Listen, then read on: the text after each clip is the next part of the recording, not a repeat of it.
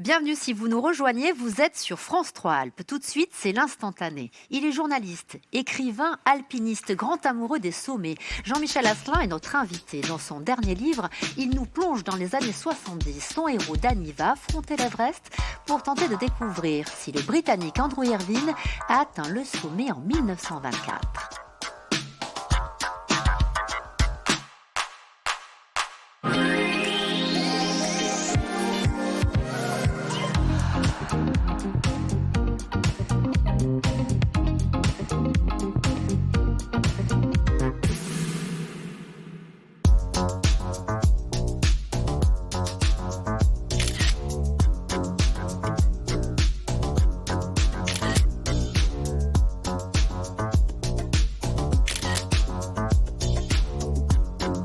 Bienvenue Jean-Michel Asselin.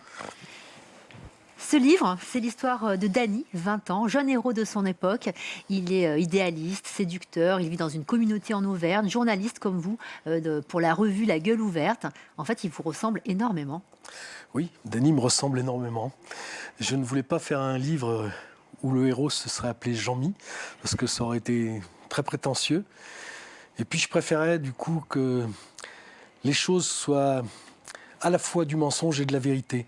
C'est un livre qui s'appelle Un mensonge à l'Everest, et je voulais qu'on ne sache pas jamais vraiment ce qui est de l'ordre du vrai et du fantasme. Et Danny, c'est un personnage qui à la fois existe, parce que c'est un personnage du passé, c'est peut-être moi, mais en même temps, il n'existe plus ou pas. Il est militant écologiste, Oui. Il manifeste contre la centrale nucléaire Superphénix, comme vous à l'époque, et ça vous a profondément marqué. Oui, ça m'a profondément marqué parce que je travaillais dans un journal, donc vous l'avez dit, La Gueule Ouverte, et c'est un journal militant. Donc on se battait à cette époque-là, et l'écologie avait encore très peu pignon sur rue, mais nous étions quelques-uns à croire qu'il fallait changer le monde et qu'il fallait, entre autres, se battre pour cette petite planète. Et le nucléaire faisait partie de ces éléments qui nous semblaient indispensables de combattre. Et la centrale de Clémenville a représenté vraiment une sorte de symbole pour tous ces antinucléaires européens qui venaient sur ces lieux pour essayer d'empêcher cette construction, laquelle a eu lieu. Alors après la dernière manifestation qui a très mal tourné, déçu par la violence des gendarmes et des casseurs, Danny, donc vous aussi, a été profondément marqué et il décide de se tourner plus encore vers l'alpinisme pour apaiser ses colères et quelque part aussi pour y livrer des batailles. Ça aussi c'est vous, hein? Oui, c'est-à-dire que après 77, donc cette bataille perdue, j'ai pensé que la montagne allait m'apporter de façon presque fictive la victoire que je n'ai pas eue ailleurs. Et donc, quand j'allais sur un sommet, quand j'allais en montagne, je ressentais une sorte de bien-être, je ressentais une sorte de force qui me faisait croire que j'avais gagné sur ce monde-là que je n'aimais pas beaucoup.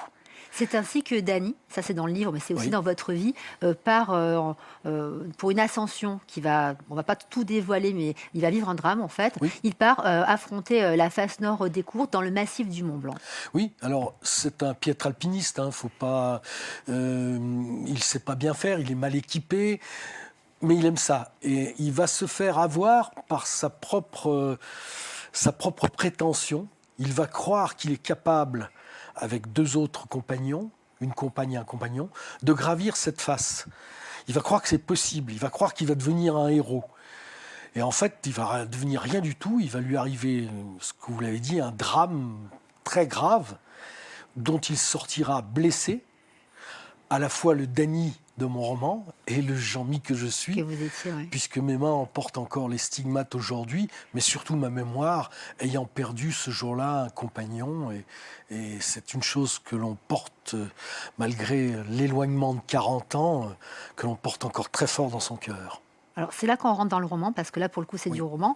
Danny, à la suite de ce drame, va décider de se lancer dans une aventure un peu incroyable. Il part affronter l'Everest pour y découvrir, il l'espère du moins, le corps d'Andrew Irvine, un alpiniste disparu en 1924. On va regarder un extrait de reportage sur Irvine et son coéquipier de l'époque, Georges Mallory. Regardez.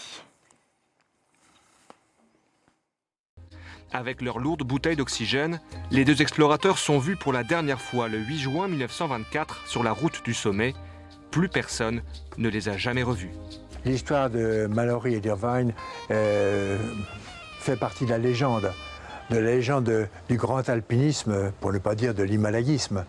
C'était des hommes extraordinaires, d'un courage considérable.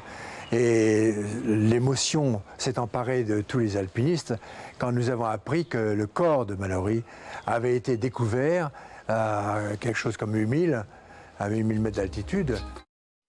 Donc c'est resté pour vous aussi un grand mystère. C'est le plus grand mystère de l'histoire de l'alpinisme. Oui. D'où l'idée du roman, quoi. Absolument. C'est une histoire qui est très intéressante parce que le mystère est entier. On les a vus, Noël Odell, qui est un de leurs compagnons, on les a vus disparaître aux alentours de 8200 mètres, 8300 mètres, on ne sait pas très bien. Et puis on a retrouvé comme ça, 70 ans après, le corps de Mallory dans la glace, presque intact.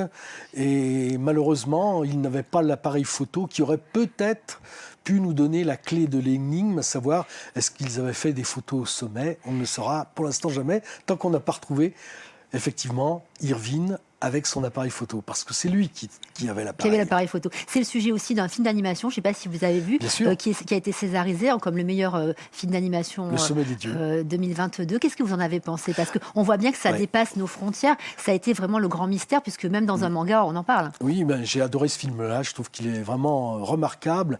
Et c'est très curieux, parce que quand je l'ai vu, je me suis dit, j'ai passé 1 an de ma vie au total sur les pentes de l'Everest, et je me suis dit, j'ai à peu près tout vécu ce qu'ils ont vécu. Sauf que, effectivement, je n'ai pas fait le sommet. Merci beaucoup Jean-Michel Asselin. Tout de suite, c'est votre rendez-vous avec l'actualité régionale, c'est le Journal des Alpes.